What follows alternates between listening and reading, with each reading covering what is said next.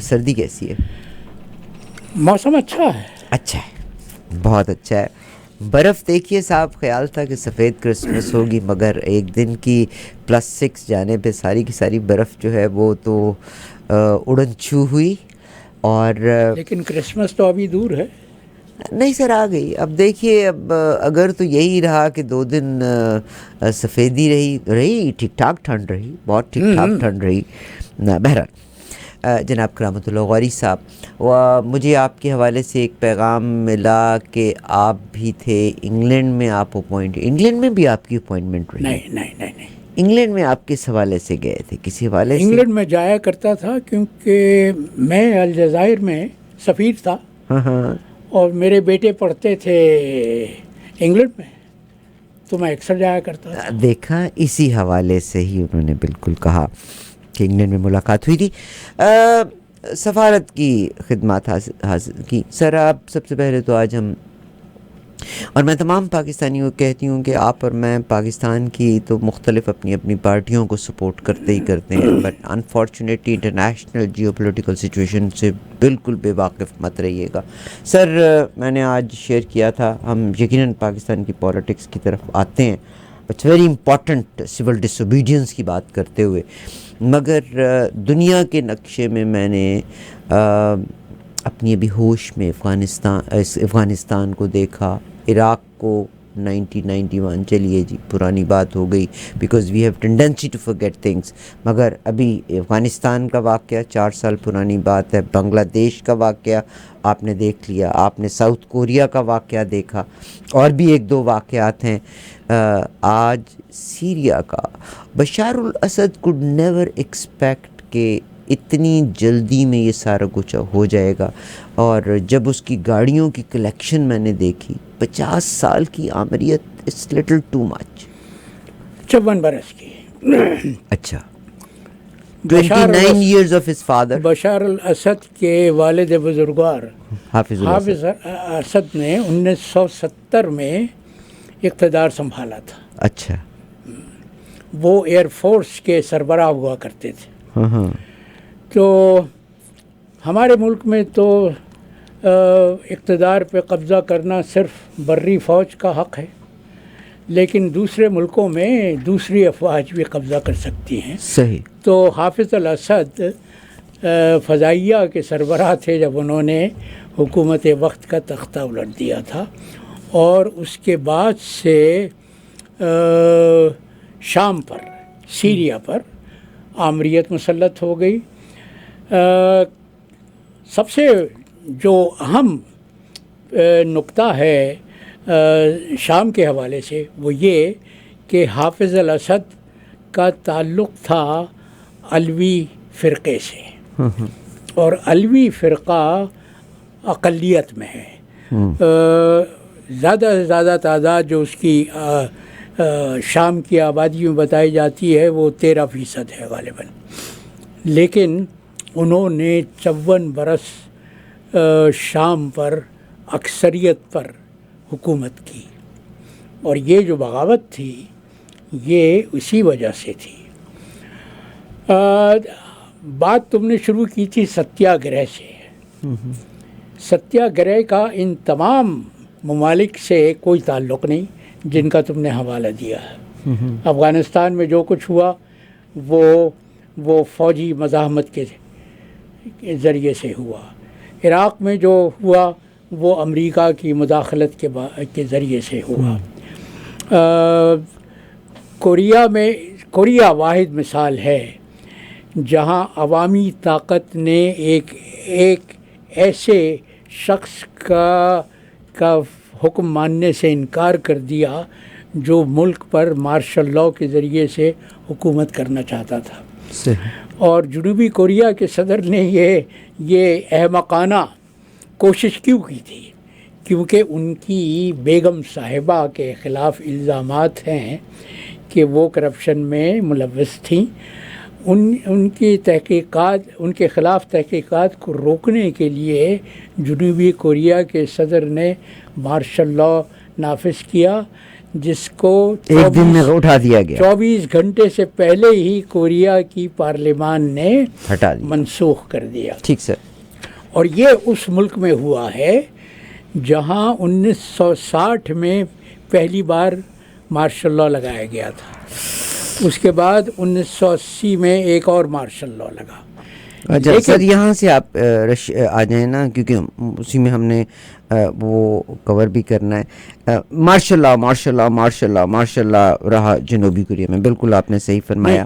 بنگلہ دیش میں بھی یہی صورتحال ہے. لیکن جنوبی کوریا کی واحد مثال یوں ہے, انوکھی مثال ہے, کہ وہاں مارشل لاء کے خاتمے کے بعد جمہوریت اتنی مضبوط ہوئی, اتنی پائیدار ہوئی کہ آج دنیا نے دیکھ لیا کہ ایک صدر نے پھر مارشل لاء نافذ کرنے کی کوشش کی, لیکن جمہوریت کی مضبوطی نے, عوام کے اقتدار اعلیٰ نے اس کوشش کو ناکام بنا دیا. افغانستان میں جو ہوا وہ تو ظاہر ہے کہ طالبان کی جو مزاحمت تھی غیر ملکی جارحیت کے خلاف, اس نے افغانستان کی صورتحال کو بدلا. ستیہ گرہ کا اس سے کوئی تعلق نہیں.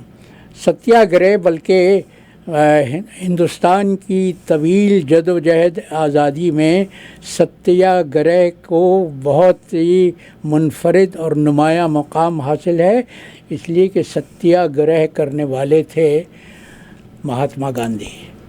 صحیح.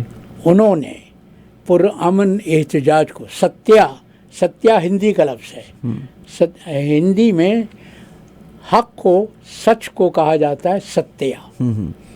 تو ستیہ گرہ کے حق کا بول بالا کرنے کے لیے مہاتما گاندھی نے پرامن عوامی احتجاج کو رائج کیا, اور انہوں نے بہت کامیابی سے, انہوں نے کئی بار ستیہ گرہ کیا. آخری بار جو ستیہ گرہ تھا وہ 1942 کا ستیہ گرہ تھا, جو برطانوی اقتدار کے تابوت میں آخری کیل ثابت ہوا. اور ہمیں بطور پاکستانیوں کے ایک طرح سے مہاتما گاندھی کا احسان مند ہونا چاہیے. بالکل ہونا چاہیے. 1947 کی تقسیم کے بعد جب اثاثوں کا بٹوارا ہونا تھا تو ہندوستان کی حکومت نے پاکستان کو جو اثاثے منتقل کرنا تھے وہ منجمد کر دیے تھے, ان کو روک لیا تھا. اس کے خلاف احتجاج کے طور پر مہاتما گاندھی نے مرن برت رکھا, اور اس کی قیمت بڑی انہوں نے چکائی کہ ان کو مرن برت کا اثر تھا کہ ہندوستانی حکومت مجبور ہو گئی پاکستان کے اثاثے اس کو منتقل کرنے کو, اور وہی الزام تھا جس کی قیمت چکائی ان کی اساسینیشن. بھارتیہ جنتا پارٹی کے اور RSS کے مقلدین کا کہ مہاتما گاندھی تو اصل پاکستان کے ایجنٹ کہا گیا. ٹھیک سر, ٹھیک سر. تو ستیہ گرہ عوام کے ہاتھ میں ایک پرامن ہتھیار ہے جو بغیر کسی, مگر کشمیر میں یہ انڈیا نے کشمیر میں الاؤ نہیں کرتا. یہ جو پرامن احتجاج ہے انڈیا کشمیر میں الاؤ نہیں کرتا. آرٹیکل 370 کو بھی کر دیا. کشمیر میں رہنے والے جو کشمیری ہیں وہاں پہ وہ ڈیموگرافکس وہاں کی چینج کر رہے ہیں. نہیں, گاندھی صاحب کے دور تک تو رہا. تشدد کے استعمال سے عوامی احتجاج کو کچلا گیا نا ان کشمیر. لیکن ہمارے ہاں 26 نومبر کو کیا ہوا؟ اچھا نہیں سر, میں تو ہم 26 نومبر کی نہیں اب بات کر رہے. جو ہوا بالکل غلط ہوا. میں جس سینیریو میں بات کر رہی ہوں, مجھے پتہ لوگ ہمیں یہ کہتے ہیں, میں جس سینیریو میں بات کر رہی ہوں کہ آج جو سیریا میں جو ہوا 26 نومبر کو, 8 فروری کو جو ہوا ایبسلیوٹ غلط ہوا. ٹھیک ہے, آپ نے بچوں کے دلوں میں بھی نفرتیں بو دیں. سامنے بینیفیشریز آپ کو پولیٹیشین نظر آتے ہیں, پیچھے ہم گالی دے رہے ہیں فوج کو, مگر اور فوج کروا رہی ہے وہ, اصل بینیفیشری فوج ہے. اچھا اب آگے آ جائیں نا, میں یہی تو آپ سے پوچھ رہی ہوں. آج فال آف سیریا کے اوپر پورا مڈل ایسٹ خاموش ہے. پورا مڈل ایسٹ خاموش ہے. نہیں تو خام آپ مجھے صرف ایک بات دیجیے گا, بائیڈن نے کہا تھا 1 مہینہ انہوں نے اسرائیل کو دیا تھا to accomplish. So one accomplishment, Syria is gone. Next comes Iraq and next will come Iran. Israel تو فائدہ اٹھا رہا ہے نا سیریا کے انتشار سے. ٹھیک, اب اس نے اگر گولان ہائٹ سے منحلقہ علاقے جو ہیں ان کو بفر زون قرار دے دیا ہے, بالکل بفر وہاں زون پر اپنے ٹینک داخل کر دیے ہیں. ٹھیک سر, ٹھیک سر, ٹھیک سر, ٹھیک سر, میں بالکل ایگری کر رہی ہوں. جو میں آپ سے جو ریکویسٹ کر رہی ہوں نا, آپ ایک ادارے کو غلط کہتے ہوئے اگر میں ملک میں سول نافرمانی ہو جائے گی, میں ہمیشہ کہتی ہوں آج امریکہ میں جو واقعہ ہوا ہے سی او کی مرڈر کا, میں ریلیٹ کر رہی ہوں ایک ایگزامپل دے کے, اور سی این این اگر بیٹھ کے اس کے اوپر کر رہا ہے تو میں ہمیشہ اس کو کرٹیسائز کرتی ہوں کہ دے آر ٹیچنگ یوتھ کہ کون کون سا ایمونیشن کیسے استعمال کرنا ہے. ٹھیک, آج اگر آپ سول نافرمانی کے بارے میں کہتے ہیں کہ بندوق کے بدلے میں بندوق چلے گی, do you think it is fair? Civil نافرمانی کہیں یہ نہیں کہتی کہ بندوق کے بدلے میں گنڈا پور صاحب نے یہ کہا ہے, میں آپ کو بیان نکال کے بتا دیتی ہوں. اگر عوامی احتجاج کو, پرامن احتجاج کو طاقت کے بلبوتے پر کچلا گیا تو سوال یہ ہے کہ عوام کے پاس پھر کیا رہ جاتا ہے؟ کیا وہ غلامی کو ہمیشہ کے لیے قبول کر لیں؟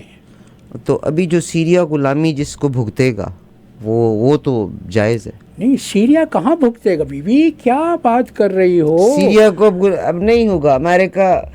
امریکہ کی فورسز وانی, do you think America will not take an advantage of Syria? امریکہ تو اب سیریا میں جو انتشار تھا بشار الاسد کے خلاف, جو تحریک شروع ہوئی تھی 2011 میں اور جو 13 برس کے بعد ثمربار ہوئی, امریکہ اور دوسرے ممالک تو اس انتشار سے فائدہ اٹھا رہے تھے.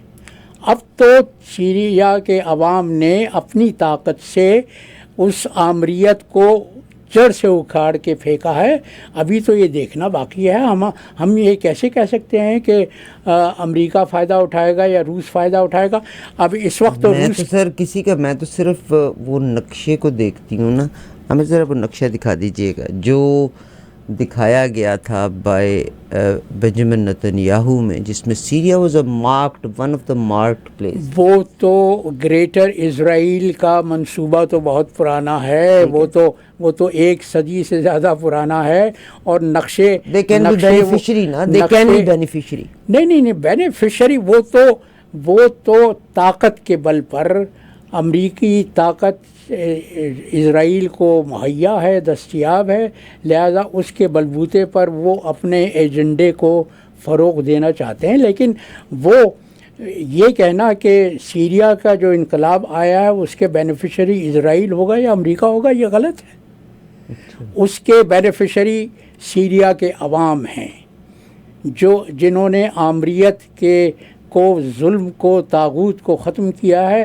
اب وہ کس طرح سے اپنے ملک کی نظام کو ترتیب دیتے ہیں یہ دیکھنا باقی ہے. ٹھیک سر, بہت شکریہ.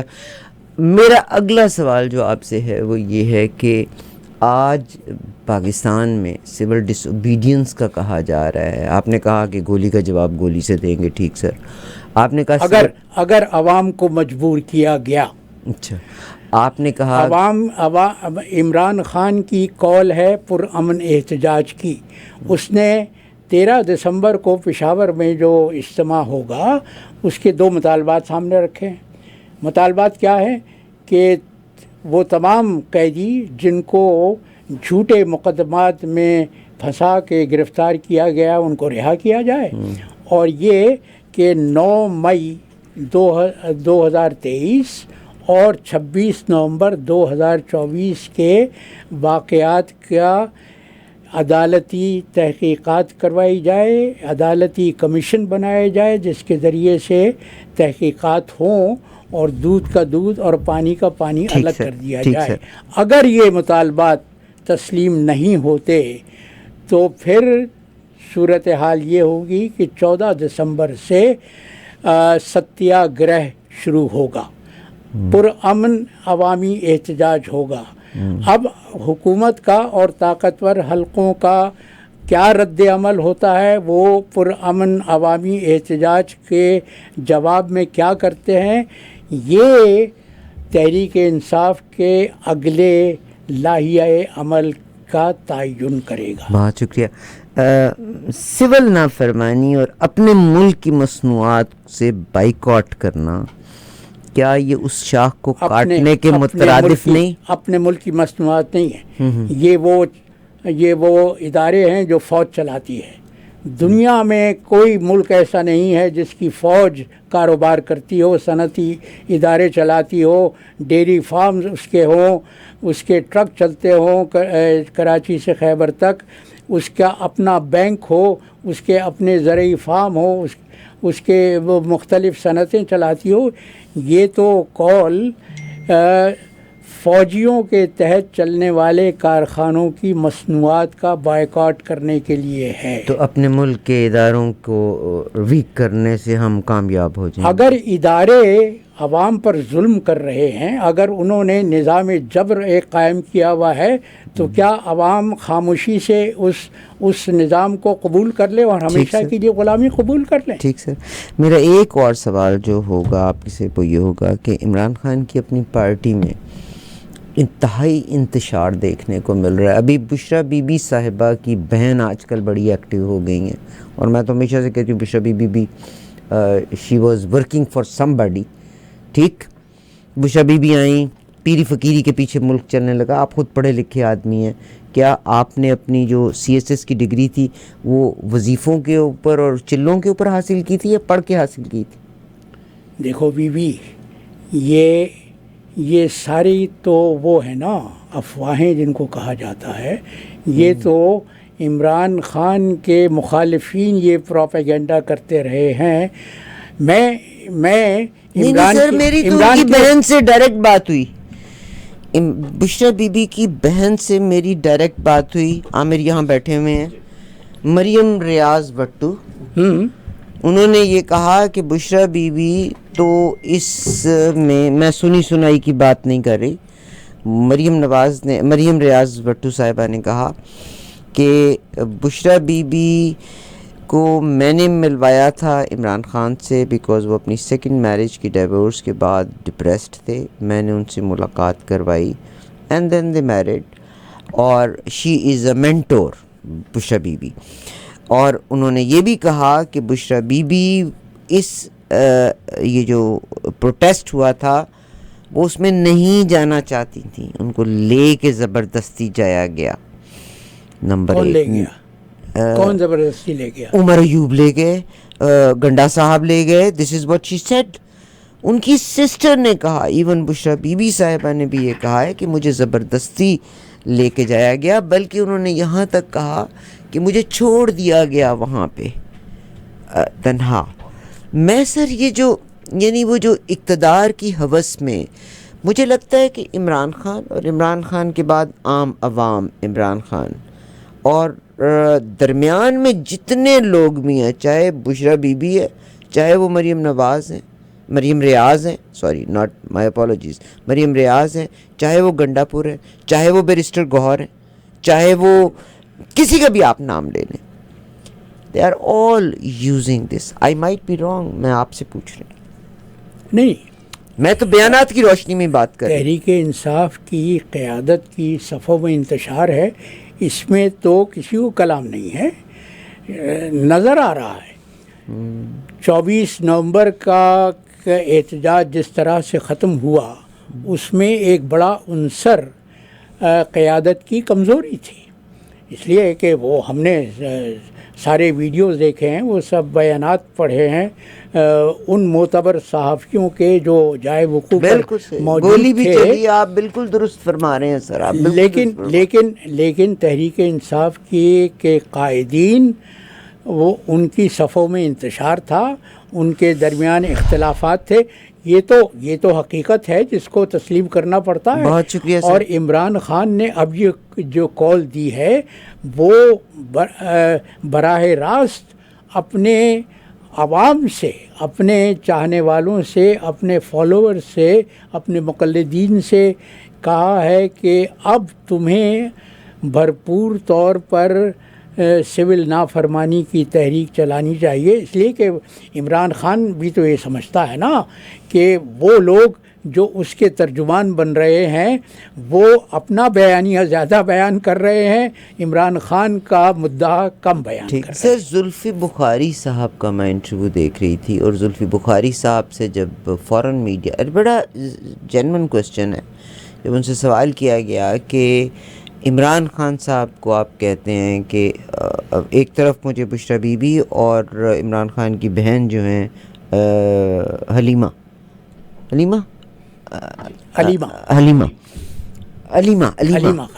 اور ان میں بھی ٹھنی ہوئی ہے۔ ان سے سوال کیا گیا کہ عمران خان صاحب کو آپ کہتے ہیں کہ بڑی نامساعد حالات میں جیل میں بڑی تنگ کوٹھڑی میں رکھا گیا ہے، اور ڈیفینیٹلی جیسا آپ کہتے ہیں ادارے اس کو سپروائز کر رہے ہیں، اور کر رہے ہیں، فار شور کر رہے ہیں، وہاں سرویلنس بھی ہوگی، وہاں آواز، وہاں پہ اچھا وہی نا، سرویلنس بھی ہوگی، آواز بھی ریکارڈ ہوتی ہوگی، تو وہ اتنی پابندیوں کے بعد کیسے وہ یہ بیانیہ دے دیتے ہیں؟ اگر مطلب اتنی سرویلنس ہو اور اتنی پابندیاں ہوں تو عمران خان تو بات بھی نہیں کر سکتے جیل میں۔ نہیں، لیکن زبان تو نہیں روک سکتے نا، سرویلنس ضرور کر سکتے ہیں، سن سکتے مگر ہیں کہ ریکارڈنگ اگر، تو ادارے تو کبھی بھی نہیں چاہیں گے یہ بیانات باہر آئیں۔ نہیں، اداروں نے ہر ممکن کوشش کر لی عمران کے گلا دبانے کی، عوام کے گلے دبانے کی، لیکن ظلم کی تو حد ہوتی ہے نا۔ کرامت بھائی تھوڑا سا نا آپ کا بھی دل کچھ اور کہہ رہا ہے۔ دیکھو کرامت بھائی، میں I can look into your eyes۔ نہیں، میں یعنی دنیا کی تاریخ، کیسے ہو سکتا ہے کہ دنیا کی تاریخ پر میری نظر ہے۔ جی سر، میں جانتا ہوں کہ ظالم ہر ممکن ہتھیار استعمال کر لیتا ہے اپنے دفاع میں، اپنے اقتدار کو مضبوط کرنے کے لیے۔ مگر عمران خان صاحب کا بیانیہ ٹوٹل باہر آ رہا ہے، باہر کے اخباروں میں بھی۔ اچھا بائی دا وے، ان کا سوشل میڈیا کون ہینڈل کر رہا ہے؟ سوشل میڈیا تو عوام کے چاہنے والے ہینڈل کر رہے ہیں، مگر اس میں بیان تو عمران خان کے آتے ہیں۔ عمران خان کے حوالے دیے جا رہے ہیں، عمران خان تو کے وہ حوالے بیان کون لے کے آتا ہے؟ علیمہ خان لے کے آتی ہیں، بشرا بی بی لے کے آتی ہیں، گنڈا پور لے کے آتے ہیں؟ یہ نہیں معلوم کہ کون لے کے آتا ہے، لیکن عمران خان کی ملاقاتیں تو ہو رہی ہیں اپنے ساتھیوں سے، وہاں تو ملاقاتیں کروائی جا رہی ہیں۔ جب اپنا مقصد ہوتا ہے تو ملاقاتیں کروائی جاتی ہیں، جب اپنا مقصد نہیں ہوتا تو ملاقاتوں پر پابندیاں عائد ہو جاتی ہیں۔ یہ تو وہ بات ہے نا، بیوی وہ چت بھی میری اور پٹ بھی میری، کہ فوج تو ہر طرح سے اس ملک پر اپنے پنجے گاڑے ہوئے ہے، اور وہ جس طرح سے شطرنج کی بساط پر اپنے مورے بٹھائے جاتے ہیں نا، وہ اس طرح اپنے مورے بٹھائے رکھنا چاہتے ہیں، لیکن ظلم پھر ظلم ہے، بڑھتا ہے تو مٹ جاتا ہے۔ بہت شکریہ۔ اس ساری کی ساری گفتگو میں یہ سمجھتی ہوں کہ میرے پاکستان کے اداروں کو خاص طور پہ سیریا سے یہ سمجھنا چاہیے کہ بشار الاسد نے فوج کے سر کے اوپر اگر حکومت کی تو الٹیمیٹلی نفرت کا بیج بویا۔ میں آپ سے صرف اتنا کہتی ہوں کہ آپ ایک سائڈ پہ ہٹ جائیے گا، لیٹ them do۔ اس کا میری بات سنو، میری قطع کلامی ہو رہی ہے تمہاری، تم اداروں کی بات کرتی ہو کہ ملک کے اداروں کو تباہ نہیں کرنا چاہیے۔ جو ادارے ظلم کی بنیاد پر قائم ہوں ان کو تباہ کرنا ضروری ہے، اس لیے چاہے وہ آپ کی فوج ہو، چاہے وہ اپنی فوج ہو۔ اگر فوج اپنے عوام کے سینوں کو چھلنی کر رہی ہے تو ایسی فوج سے تو فوج کا نہ ہونا بہتر ہے۔ یہ فوج ملک کا دفاع تو نہیں کر رہی۔ نہیں، ملک تو توڑنے والے یہی فوجی ہیں۔ ملک کو دو لخت کس نے کیا؟ عوام کا کوئی اس میں رول نہیں ہے۔ بیوی 1970-71 کی تاریخ تمہارے سامنے ہے، تم تاریخ کو کیسے جھٹلا سکتی ہو؟ یہی جرنیل تھے جنہوں نے عوام کے فیصلے کی تنسیخ کی، اس کو طاقت کے بلبوتے پر کچلنا چاہا. پولیٹیشینز نے کی تھی سر، پولیٹیشینز نے کی تھی، بھٹو صاحب نے کی. پھر وہی بات کہ پہلے انڈا پیدا ہوا یا پہلے مرغی پیدا ہوئی. پولیٹیشنز کو استعمال کرنے والے کون تھے؟ اس وقت تو سیاسی حکومت نہیں تھی، اس وقت تو اقتدار پر جنرل یحییٰ خان کا قبضہ تھا، یحییٰ خان کا فیصلہ تھا، یحییٰ خان کے دیگر ساتھی جرنیلوں کا فیصلہ تھا کہ مشرقی پاکستان کے عوامی احتجاج کو طاقت کے بل پر کچلنا چاہیے. اس کچلنے کا نتیجہ کیا ہوا؟ ٹھیک سر مجھے ایک بات سمجھ نہیں آتی. میں آپ جیسا پڑھا لکھا سلجھا ہوا انسان جو ڈپلومیٹک پوزیشن پہ بھی رہا، آئی لک ٹورڈز یو فار ہوپ. آپ کیا سجیسٹ کرتے ہیں بجائے اس کے کہ ہم پاسٹ کو دیکھتے رہیں اور اپنے زخموں کو کریدتے رہیں؟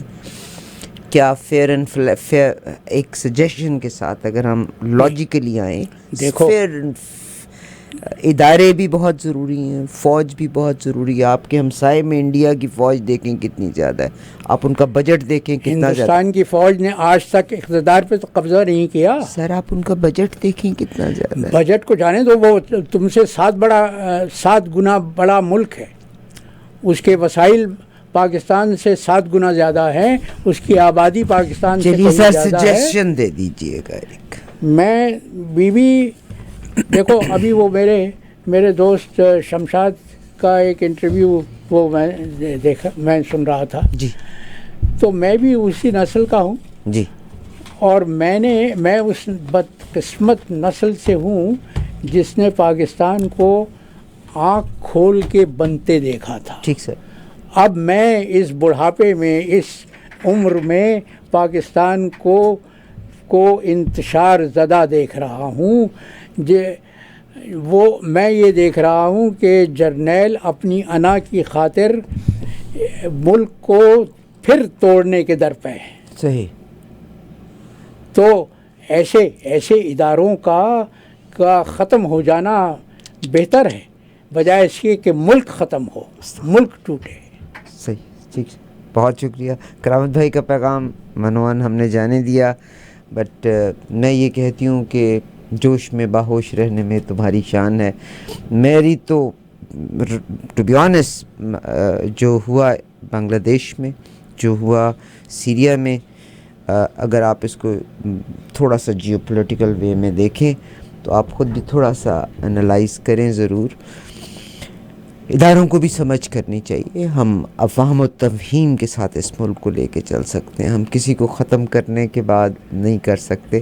اللہ کرے کہ پولیٹیکل پارٹی سمجھ. ادارے اگر ہوش مندی کا ثبوت دیں تو ان کے قائم رہنے پر کسی کو اعتراض نہیں ہے. بہت شکریہ. لیکن ادارے زیادہ بہتر اور واضح ادارے اگر فرعونیت پر اتر آئیں، اگر وہ یہ چاہیں کہ ان کو عرضی خدا تسلیم کر لیا جائے اور ان کا فرمان منو ان تسلیم کر لیا جائے تو یہ غلط ہے.